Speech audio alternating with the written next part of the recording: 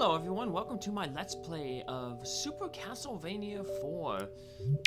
I'll be playing on the Wii Virtual Console. It's a port of the initial game that came out for the Super Nintendo.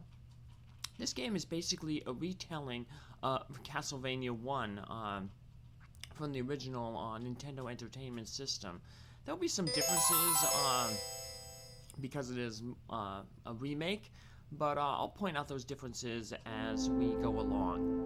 So, in the first Castlevania, Simon Belmont was tasked with defeating Dracula and basically bringing peace to Transylvania and the world.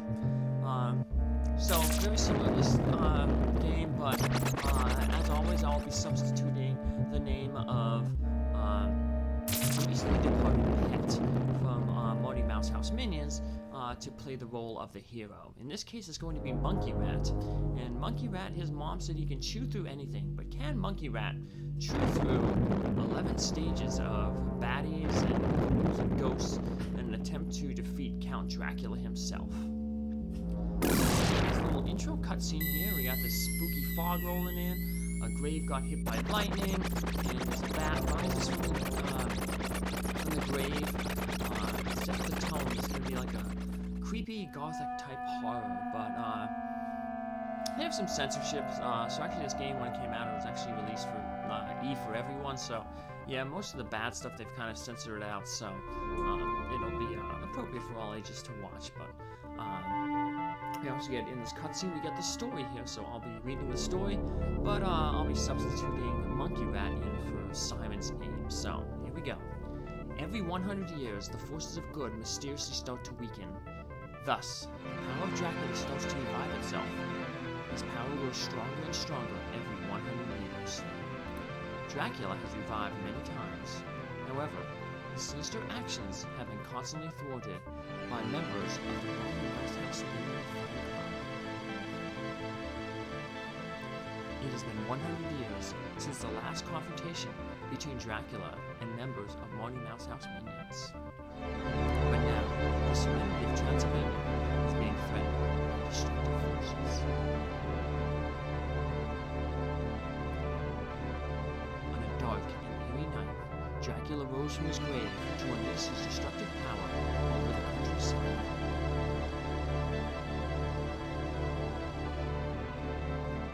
Once again, Monki Rat is called upon to destroy Dracula. With only his wit and courage, he sets out to restore peace to Transylvania. And while it says that Monki Rat is just going out with his wit and his courage, he will have help along the way. There are various sub-weapons that he can pick up that he can use to augment his whip. So the whip in this game is very interesting. In most Castlevanias, you're going to whip to the left or to the right, depending on which way you're facing. In this game, you can whip in all 8 directions. So to whip down, right, down, left, or straight down, you obviously have to jump, but the whip can go in all 8 directions. You can also hold the attack button out, and the whip will kind of dangle, and enemies will still take damage when they touch the whip. It's like the holy power of the whip still damages evil creatures. So, we get a chance to enter our name here. We're going to enter Monki Rat. There's a password system. I'll be showing off passwords on different stages. If you want to follow along and use those passwords, your character will also have to be named Monki Rat, because the password system is based on the name that you enter. So you have another intro cutscene here with Monki Rat's there standing at the entrance. Not to Castlevania. That's one of the differences. Unlike the first Castlevania game, where you start actually entering Castlevania, in this game, the first 5 stages are intro stages, where you're kind of walking through the countryside of Transylvania to make it to Dracula's castle, known as Castlevania. So we have this little fort here at first. They show off, I guess, the Super Nintendo's ability to have multiple layers.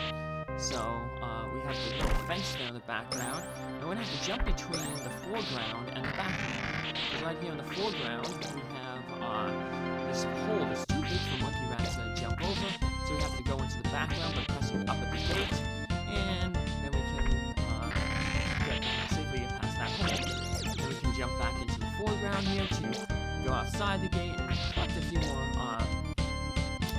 candles. So you whip the candles and certain things drop out of the candles. Most of the time what's going to drop out of candles are going to be little hearts.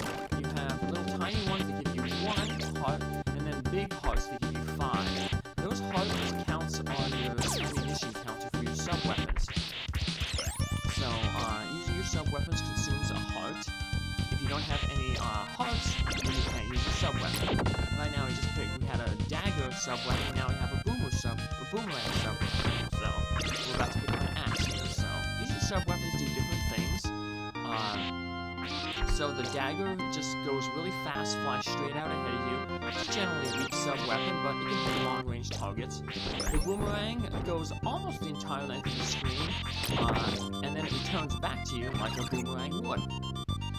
Here you pick up another item, like a holy water, holy oil jar. That makes you temporarily invincible for a few seconds, so as you're just kind of flashing there, you're invulnerable to enemy attacks. You can still fall down pits though if you're invincible, so you gotta watch out for that. But, another one we got there was the axe. The axe kind of goes up in a little loop, like a half-circle loop up. You got another thing there, you got these little hooks throughout the game that we can swing on with our whip, and that'll help us get across the large gaps. So that's nice that they put the first one there in a place where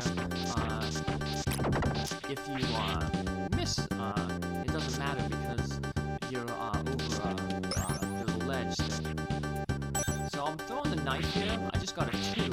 If you hit 10 things in a row with a sub-weapon without changing sub-weapons, you'll get a multiplier. Normally you can only have 1 sub-weapon on the screen at a time, but if you get a multiplier, that allows you to have multiple sub-weapons on the screen. You can get up to a 3 multiplier. Right now I got a 3 multiplier, because there was a hidden multiplier in the wall there. If we didn't get that 2 multiplier, that 3 multiplier I got would have been a 2. But since I already had a 2 multiplier, that multiplier was a 3. The 3 multiplier isn't really good for the axe or the knife, because both of them come out so quickly that you're never really going to get 3 of them out on the screen at one time. The 3 multiplier though is really good for the boomerang and for the holy water. I skipped the holy water there, I'll pick this up later. That was basically the weapon of choice in the first game because it stun-locked enemies. It's been nerfed in this game a little bit, but it's still pretty good for some bosses, so I'll be trying to show off every single one of the weapons. The only weapon sub-weapon you can't get a multiplier for is the stopwatch, and that'll come up in a little bit here. There's gonna be a stopwatch drop, we're not gonna pick it up.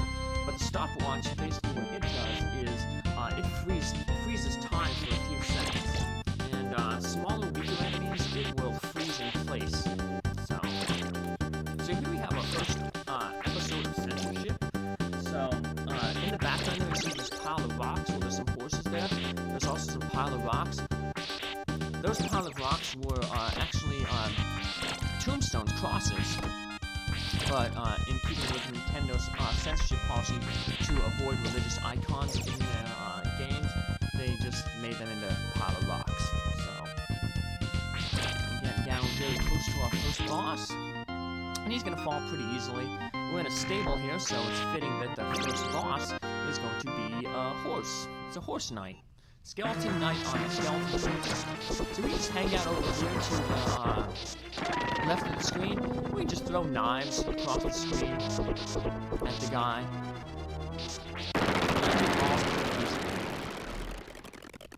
So any hearts at the end of the stage that you haven't used, they'll be totaled into your score there. So.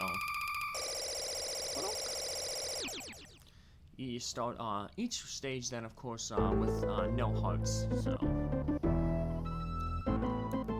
between stages we get this little map where we get to kind of get a preview of what the next stage is going to look like. So we're going to go through a forest, up a cliff, fight some boss in a temple, and then head down a river to end up in a cave. So this stage is unique. We actually fight the boss in the middle of the stage. So, oops, I misspoke. We actually start each stage with 5 hearts. So, not 0. So, my mistake. But anyway, we have these little hands here. They don't do any damage, but they will hold on to you, making you vulnerable to other enemies that attack, like these spiders that pop down from the trees, or these, like, leaf golems. out the spiders quickly, they won't be able to launch their little tiny baby spiders at you. So we're going through this little forest here, now we're kind of heading toward the cliff type area.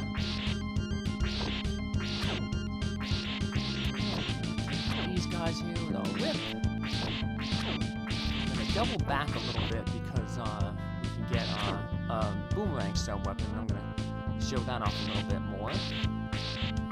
Just head over this way, we make a leap from this platform, and there's the boomerang sub-weapon. So, boomerang sub-weapon is basically the weapon of choice for speedrunners in this game.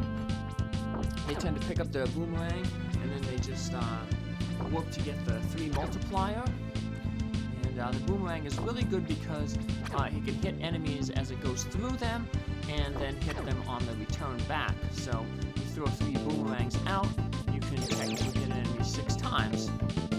3 times as it goes through the first time, and then 3 on the return trip. So, also if the enemy is really long, the boomerang can potentially hit it multiple times as it passes through their body. So, we're gonna jump over here, take out these guys, keep throwing the boomerangs to get that 3 multiplier. That'll make the boss of this stage fall pretty quickly.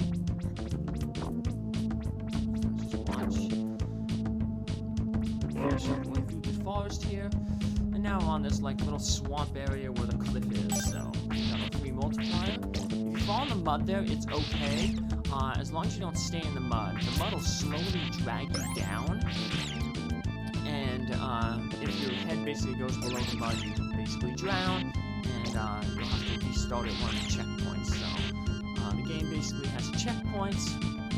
Usually the checkpoints is where the block in the upper right corner changes. So right now we're on block 2-2. Before we were in that forest, that was block 2-1.